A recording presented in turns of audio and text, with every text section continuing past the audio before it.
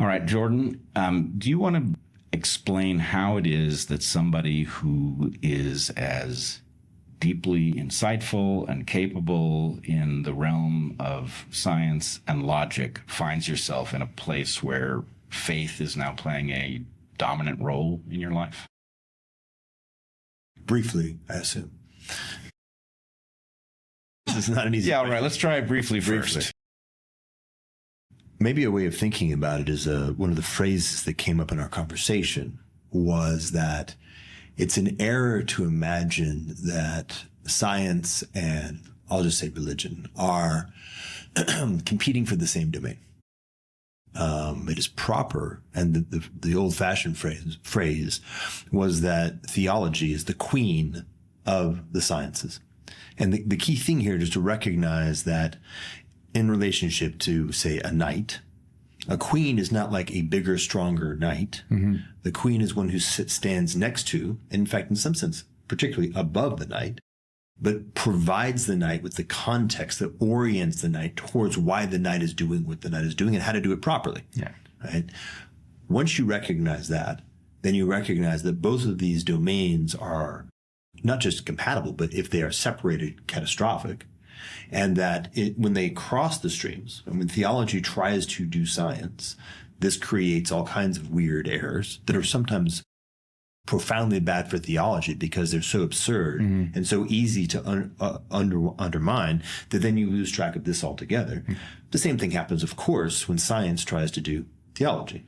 So the challenge is to figure out how to actually allow each to hold its proper role and then bring them into their proper relationship so that we can, in fact, actually live.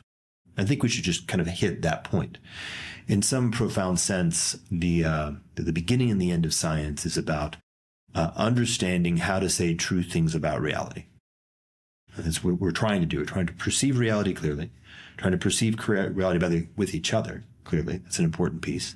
And then be able to actually articulate that honestly but truthfully, and saying true things about reality. Whereas in a profound sense, religion is about how to live in reality well, like to live wholesome, vital, thriving, fruitful lives, right? Now you can see how obviously these fit together. If you cannot understand reality well, or you lie about it constantly, note to our culture, then your life is going to begin to degrade. Equally, your ability to do these kinds of things begins to degrade when, for example, the underlying ethos of honesty is the value of truth. The value of truth cannot come from science itself. It has to come from something that precedes it and then is injected into the attitude that you bring to what it is you're doing. And we've seen, it seems to me, we've actually seen even the scientific method break down in the scientific world because people have lost the honesty, right? A lot of the insane things that have come around gender and all of this nonsense has been due to the fact that the people that are engaged in science don't have the value necessary to do science properly and therefore have actually distorted science. Right. And we can say, like, there's an ordinary stack that is well known to old-fashioned honest people, which is a thing called character. And then you've got things like values. Character would be to have lived in such a way that the values that are yours, at the very least, and ideally values that are good, have become the way that you show up in life regularly, under whatever context you find yourself in, particularly when you're under duress. We've seen circumstances in the past where people who otherwise were showing up with, say, earnest integrity for sometimes quite bewildering reasons began to be full of shit. And that's a lack of character. So if you've got character, you have something that people can count on and they can relate to. And then above that is something like good faith.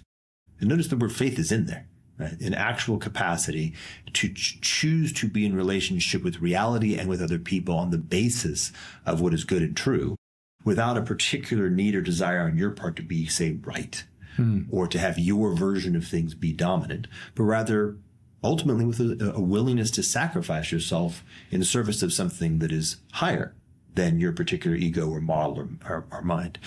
And the basic point is something like, for sure, if we cannot show up with good character and good faith, then the entire institutional fabric of science is utterly corrupted and can do nothing but become a form of ideology, which then becomes a form of a bludgeon. And the flip side is also true.